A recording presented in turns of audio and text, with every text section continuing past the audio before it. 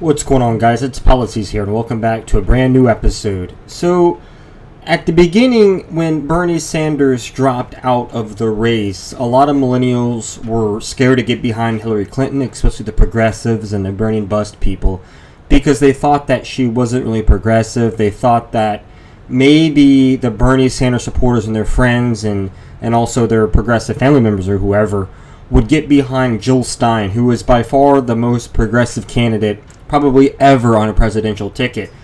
She's all about wiping out student loan debt, putting on heavy regulations on banks and corporations. She's anti-war. She's all about free health care. I mean, she says all the right things. But over time, millennials started to realize that she just wasn't picking up traction. She was sitting at her highest point about 5% in the national polls. But people started to realize, the young people, the people from 18 to 30 years old, realized that Jill Stein just didn't have a shot at winning. And they started to really look at the election and realize, yes, we like Jill Stein. She has a lot of policies we agree with.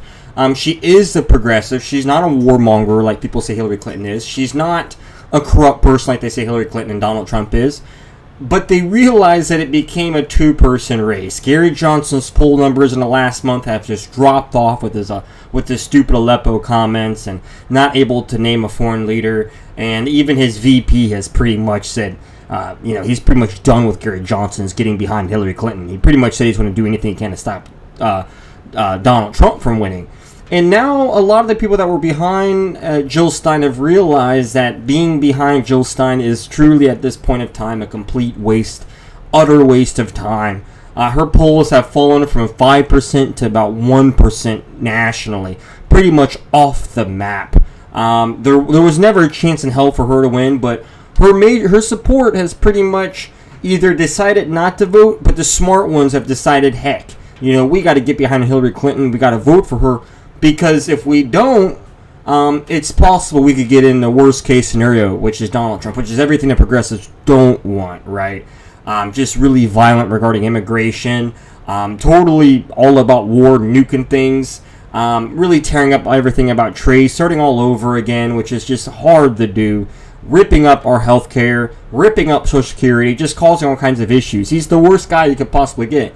And I think that these young people are realizing that voting for Jill Stein is actually a vote for Donald Trump. And her 4% that she had has now tumbled down to 1. A lot of them have gotten behind Hillary, and that's why her national average is anywhere from 3 to 7%, depending on the poll and depending on the day, right? So they've really gotten behind Hillary, especially the women have kind of realized that, hey, Jill Stein was just a fad.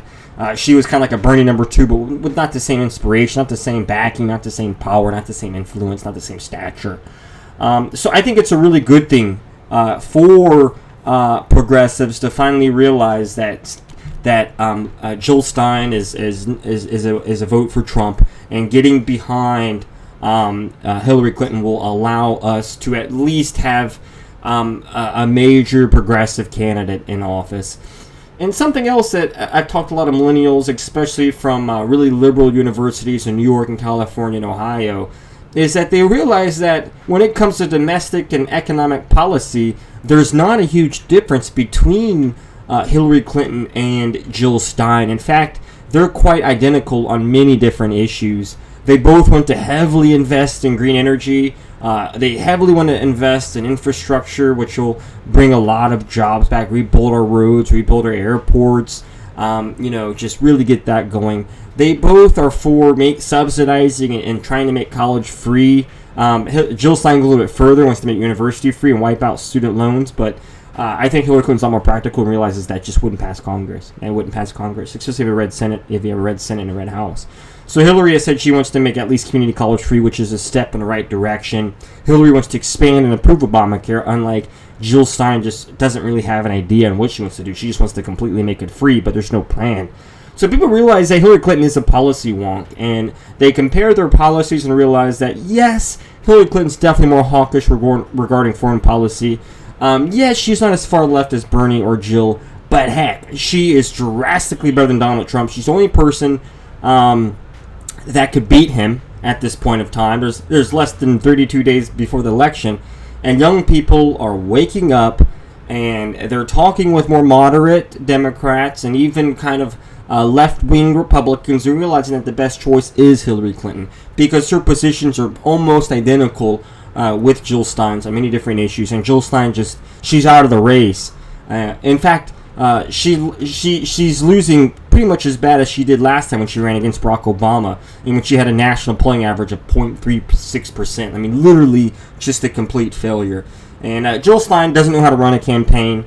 She's ran for many different offices, not just, I mean, a lot of people know she's ran for president twice, but she actually ran for like governor of Massachusetts. She ran for some local seats, and she can never even get much support. Usually never gets over 10%. So it's great millennials are getting behind Hillary. The progressive many millennials are, and they're waking up to the fact that Jill Stein is just a hopeless candidate. Unfortunately, although they love her policies, there was just no way in hell they could win. And the best way to stop Donald Trump now, if you're progressive, is vote for Hillary Clinton and make sure that people like Elizabeth Warren, Bernie Sanders, keep her accountable.